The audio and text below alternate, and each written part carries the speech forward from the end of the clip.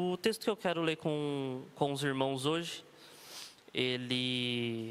confesso que eu queria ter ido para outro texto. Comecei a estudar outro texto das cartas de João, mas depois de ler a primeira carta, esse texto me tocou muito e me lembrou de uma situação que eu vou expor aqui na introdução, e eu acho que os irmãos já devem ter passado por isso. Então, foi isso que acabou me movendo para esse texto. O texto é na primeira carta de João, no capítulo 4, do versículo 7 ao versículo 21. Vou abrir aqui o texto, enquanto isso. Os irmãos podem ir procurando em casa com calma.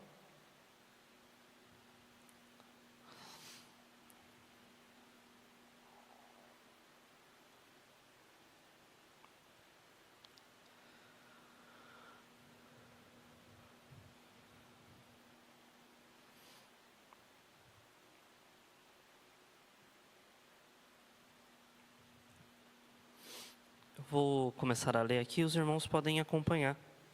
Vocês podem manter a Bíblia aberta para consultar e ir aferindo o que eu estou relatando. Então, o texto diz: Amados, continuemos a amar uns aos outros, pois o amor vem de Deus. Quem ama é nascido de Deus e conhece a Deus. Quem não ama não conhece a Deus, porque Deus é amor. Deus mostrou quanto nos amou ao enviar seu único Filho ao mundo para que, por meio dele, tenhamos vida. É nisso que consiste o amor. Não em que tenhamos amado a Deus, mas em que Ele nos amou e enviou seu Filho como sacrifício para o perdão de nossos pecados. Amados, visto que Deus tanto nos amou, certamente devemos amar uns aos outros. Ninguém jamais viu a Deus, mas se amamos uns aos outros, Deus permanece em nós e seu amor chega em nós à expressão plena.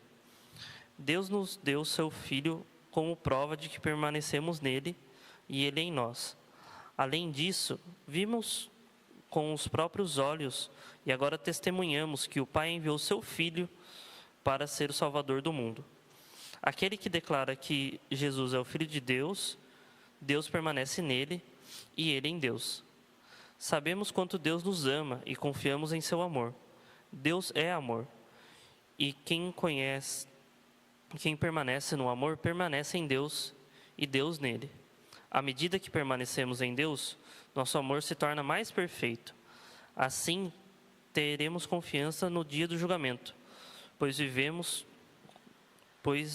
como Jesus viveu neste mundo. Esse amor não tem medo, pois o perfeito amor afasta todo medo.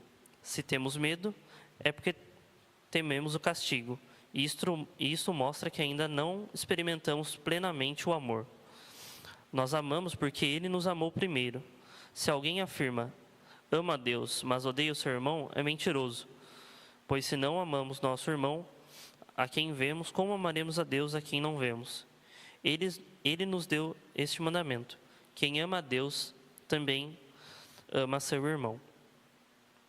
E lendo a carta de João, eu lembrei de uma situação e outras situações em que as pessoas recitam essa expressão de que Deus é amor, né?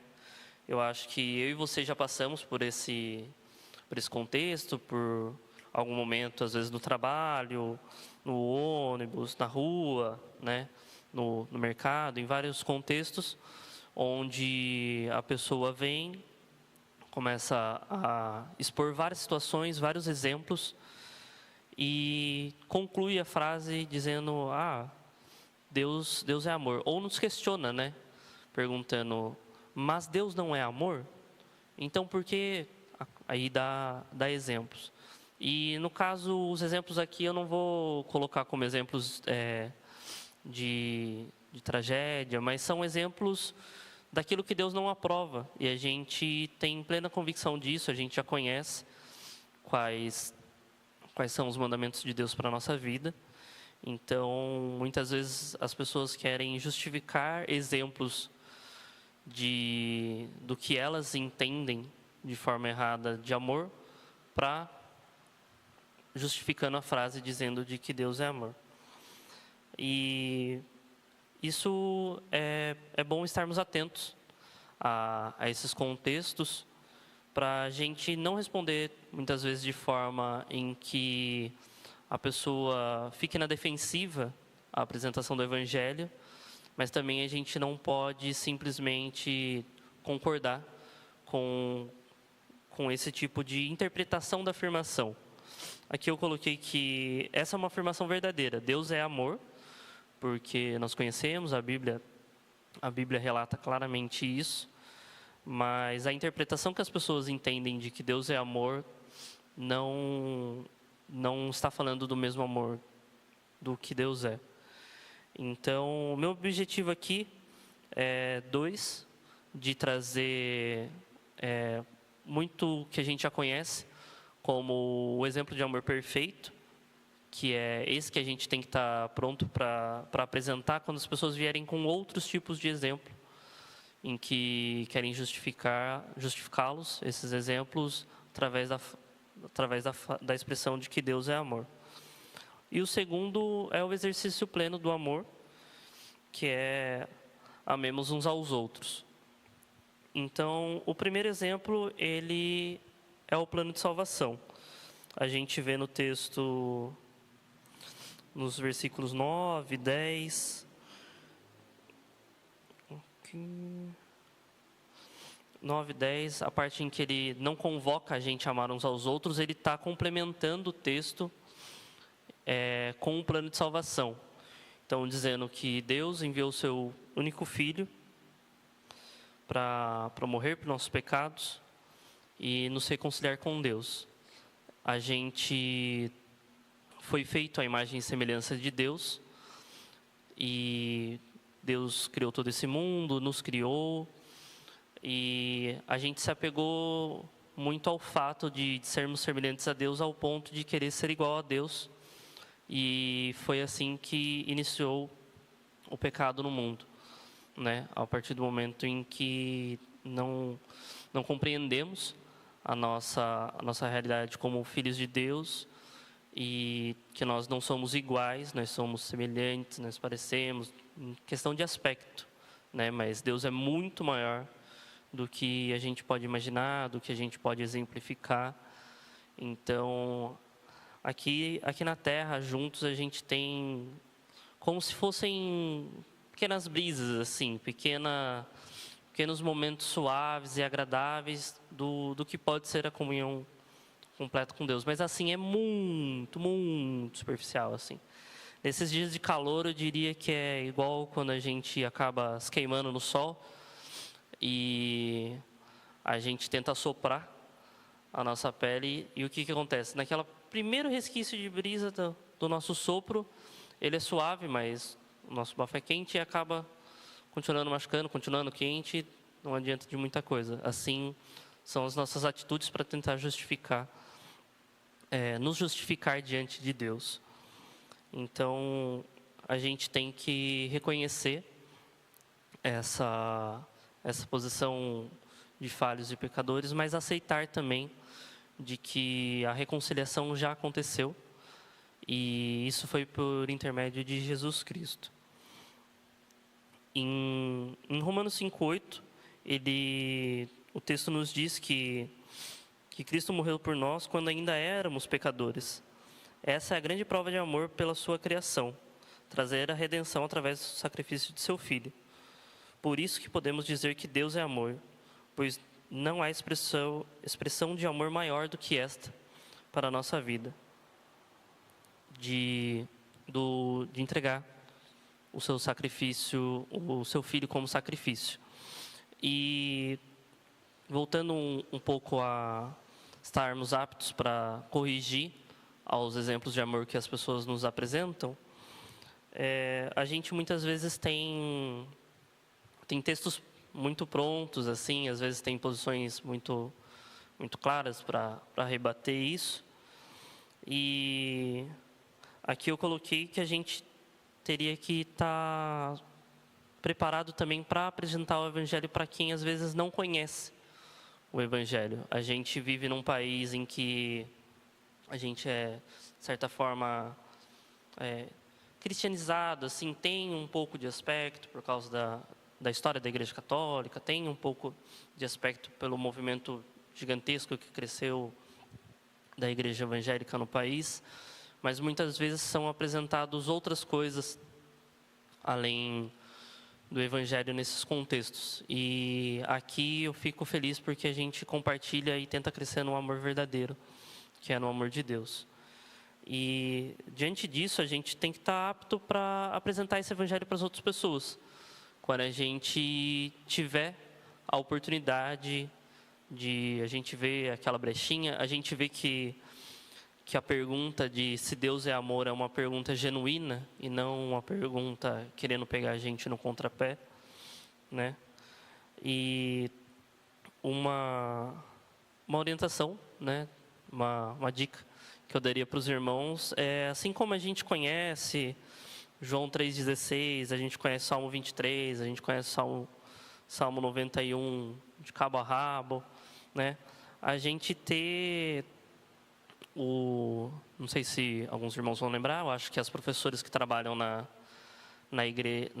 aqui na igreja com as crianças vão lembrar do livro Sem Palavras. É uma forma de raciocínio bem clara e nítida do plano de salvação. Então, se a gente conseguir exercitar isso e estar apto para apresentar ao outro, a gente já está fazendo muito do que muitas vezes só discordar, só colocar o ponto, às vezes de forma grosseira, muitas vezes de forma que aquela outra pessoa que está recebendo não sinta o desejo de conhecer mais sobre o verdadeiro amor, né? E o segundo ponto que eu quero destacar é com relação à ordem direta de que ele nos dá, né? Ele coloca que devemos, no versículo 21, ele é muito claro com um resumo dos dois principais mandamentos que Jesus deixa para nós, né? Ele nos deu este mandamento: quem ama a Deus, ame também seus irmãos. Que a gente sabe que tem que colocar Deus em primeiro lugar na nossa vida, e a partir disso a gente consegue amar ao nosso próximo. Aqui João ele está esclarecendo para um contexto da igreja em que havia conflitos entre os irmãos, então era necessário ressaltar isso de forma clara, o exercício do amor, o amar uns aos outros, porque não bastava, era necessário deixar claro que não bastava dizer que amava a Deus, né, somente essa expressão da boca para fora, mas o exercício de amor, ele está aquém da gente, se a gente quer realmente amar a Deus, isso para a gente não vai ser suficiente deixar para a gente somente para com Deus, sabe? Ele extrapola a nossa vontade. A gente quer estar junto, a gente quer explicar e ensinar e exercitar e corrigir de uma forma amorosa e não de uma forma impositiva, né? E aqui a gente tem vários exemplos, né? Na verdade, ele vai construindo um raciocínio de como é essa expressão plena do amor, né? A expressão plena do amor, ela seria o amor perfeito, né? Mas a gente ainda não chegou nesse momento de estarmos aos pés de Deus no céu. Então a gente ainda vai experimentar desse amor perfeito. Enquanto isso, continuamos na terra e vamos espalhando seu amor. Então, o primeiro ponto que ele coloca no meio do texto é com relação ao medo e ao não exercício do amor. O autor ele apresenta que se experimentamos o verdadeiro amor, nós não temos medo, porque não temos medo de ser castigados, porque a gente já experimentou o perdão, e o perdão é uma forma de amar ao outro, né? A gente também ama o outro. Então, se a gente não ama, a gente não está conectado com Deus e, portanto, não conhecemos o verdadeiro amor, porque não conhecemos Deus, porque Deus é amor. Ele pode parecer repetitivo no texto, mas é uma lógica que ele vai construindo dentro do texto. Então, ele começa de outra forma, mas exemplificando um pouco diferente para os irmãos. Então, ele começa apresentando o que é sem Deus, né? Então, sem Deus, nós temos medo do castigo, nós temos medo das consequências do pecado. Sem Deus, nós não sabemos o que é o amor, nós não experimentamos desse amor. Então, a gente conhece a Deus e nisso nós experimentamos o amor. Então, buscamos estar conectados com Ele para que a gente possa cada vez mais experimentar desse amor. E diante do amor vem também várias outras atitudes, dentre uma delas a obediência ao que Ele nos manda. Lembra que lá no Éden a gente desobedeceu, e essa desobediência trouxe o pecado. Então, nisso, a gente está aqui com Deus, e amamos Ele, e tudo é muito bom. Então, a gente começa a extrapolar esse amor para com os outros, obedecendo o mandamento dele de que devemos amar aos outros. E ele vai costurando esse exemplo dele, essa justificativa dentro da sua carta, sempre reforçando de quem não ama seu irmão, não ama Deus, e daí não está conectado com Deus. E era basicamente isso que eu queria trazer para os irmãos, que a gente possa estar aptos a apresentar o exemplo verdadeiro de amor, que é o plano de salvação, para que nós não possamos cair nesses diálogos do mundo que eles tentam nos enganar, tentam pegar no nosso contrapé, mas a gente é crente experiente, né?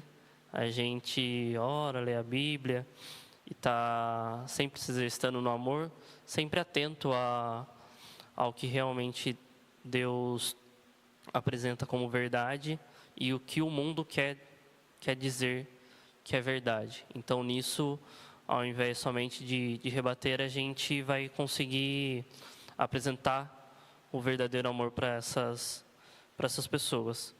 E junto disso, também lembrar que o exercício do amor, ele é decorrente de estarmos conectados com Deus, e diante disso não há medo pelo pecado, não há medo pelas consequências do pecado, não há temor, e também existe o amor, não há a falta de amor quando estamos conectados com Deus. É basicamente isso que eu gostaria de trazer.